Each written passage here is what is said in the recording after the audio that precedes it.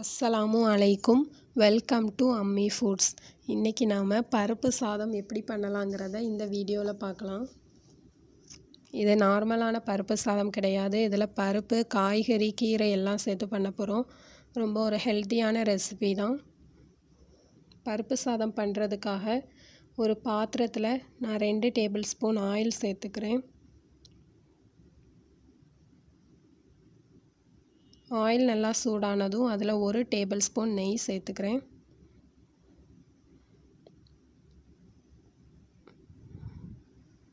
அப்புறமா கொஞ்சமாக கடுகு, சீரகம், உளுத்தம்பருப்பு 3 சேர்த்துக்கலாம்.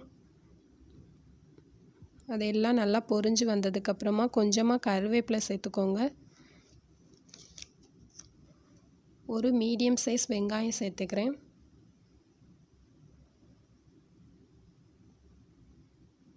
வெங்காயம் நல்லா வதங்குறதுக்குள்ளே நம்ம இந்த பருப்பு சாதத்துக்கு தேவையான ஒரு பேஸ்ட் ரெடி பண்ணிக்கலாம். அதுக்கு ஒரு மிக்ஸி ஜாரில் 1 டேபிள் ஸ்பூன் மிளகு, 1 டேபிள் ஸ்பூன் சீரகம் சேர்த்துருக்கேன். 4 வரமிளகாய், ஒரு 10 பல் பூண்டு சேர்த்துக்கிறேன். அப்புறமா 10 to 12 சின்ன வெங்காயம் சேர்த்துக்கிறேன். இது எல்லாத்தையும் ஒரு கோர்ஸ் பேஸ்ட்டாக ரெடி பண்ணிக்கோங்க. வெங்காயம் நல்லா வதங்கினதும் ஒரு மீடியம் சைஸ் தக்காளி சேர்த்துக்கிறேன். அப்புறமா கொஞ்சமாக கொத்தமல்லி இலை சேர்த்துக்கலாம்.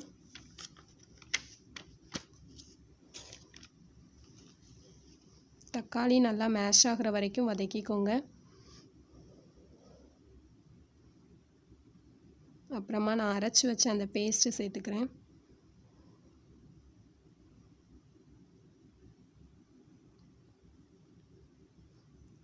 இந்த சாதத்துக்கு அதிகமாக மசாலா எதுவும் அதிகமாக தேவைப்படாது. எல்லாம் கம்மியாக போட்டாலே போதும். இந்த பேஸ்ட்டோட பச்சை ஸ்மெல் போகிற வரைக்கும் நல்லா வதக்கிக்கோங்க.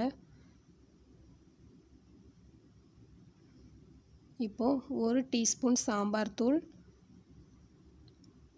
1/2 டீஸ்பூன் மஞ்சள் தூள், 1 டீஸ்பூன் பெருங்காயத்தூள்,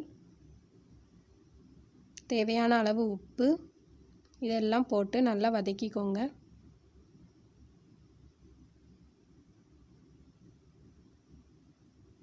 இப்போது இந்த பருப்பு சாதத்துக்கு தேவையான அந்த பருப்பை வேக வச்சுக்கலாம்.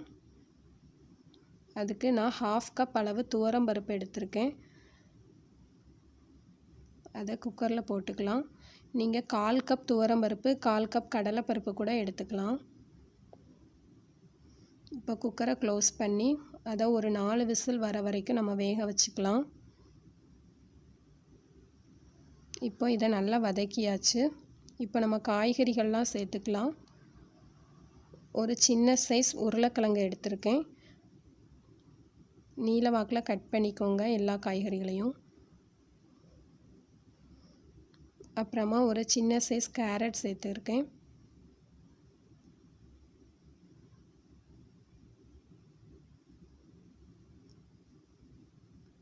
அப்புறமா ஒரு 1/2 கேப்சிகம் சேர்த்துருக்கேன். குடமிளகாய் சேர்த்துருக்கேன். இதெல்லாம் போட்டு நல்லா வதக்கிக்கலாம். அப்புறமா 3 கத்திரிக்காய் சேர்த்துருக்கேன். சின்ன சைஸ் கத்திரிக்காய் சேர்த்துருக்கேன். ஒரு கைப்பிடி அளவு முருங்கை இலை சேர்த்துக்கோங்க.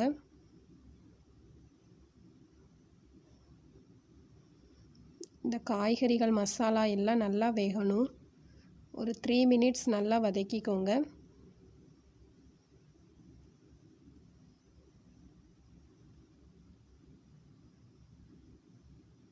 அந்த காய்கறிகள்லேருந்து நல்லா எண்ணெய் பிரிஞ்சு வர வரைக்கும் வேக வச்சுக்கோங்க.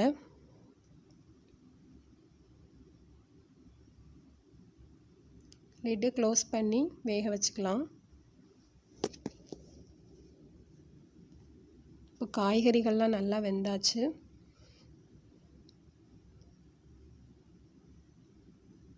நான் இந்த கிளாஸில் 1 கிளாஸ் அளவு பாஸ்மதி ரைஸ் எடுத்திருக்கேன். அதை 30 நிமிஷம் நல்லா ஊற வச்சுக்கோங்க. நீங்கள் சாதாரண சாப்பாடு அரிசி கூட எடுத்துக்கலாம். பாஸ்மதி ரைஸ் அந்த மாதிரி பண்ணிங்கன்னா 1 கிளாஸ் அரிசிக்கு 1.5 கிளாஸ் அளவு தண்ணி சேர்த்துக்கோங்க. இப்போ நான் தேவையான அளவு தண்ணி சேர்த்துக்கிறேன். 1 to 1 ஒரு கிளாஸ்க்கு 1.5 கிளாஸ் அளவு தண்ணி சேர்த்துக்கோங்க.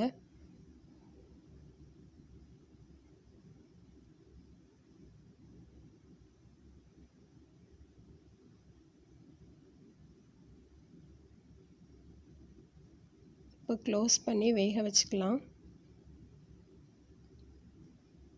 தண்ணி நல்லா கொதிச்சு வந்தாச்சு.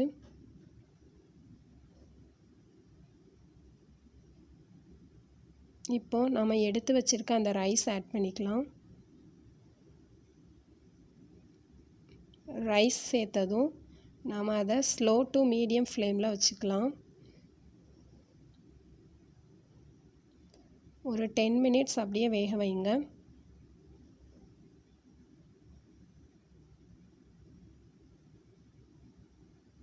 இப்போ ஓரளவு குக் ஆயிடுச்சு.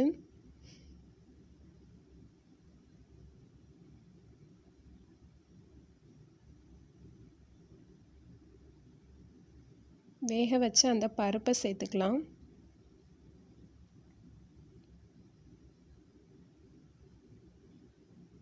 இந்த பருப்பில் உள்ள தண்ணியே போதும், ரைஸ் நல்லா வெந்துடும். இப்போ நல்லா மிக்ஸ் பண்ணிக்கோங்க.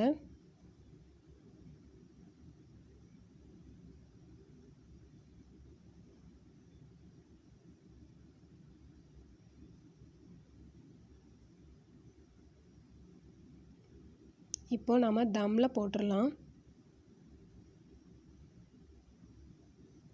ஒரு 5 to 7 மினிட்ஸ் வரைக்கும் நம்ம தம்மில் போட்டுக்கலாம்.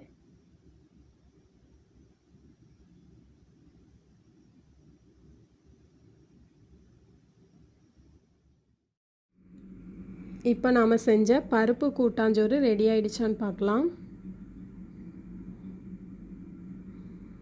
இந்த பருப்பு சாதம் சின்ன பசங்கள்லேருந்து பெரியவங்க வரைக்கும் சாப்பிடலாம்.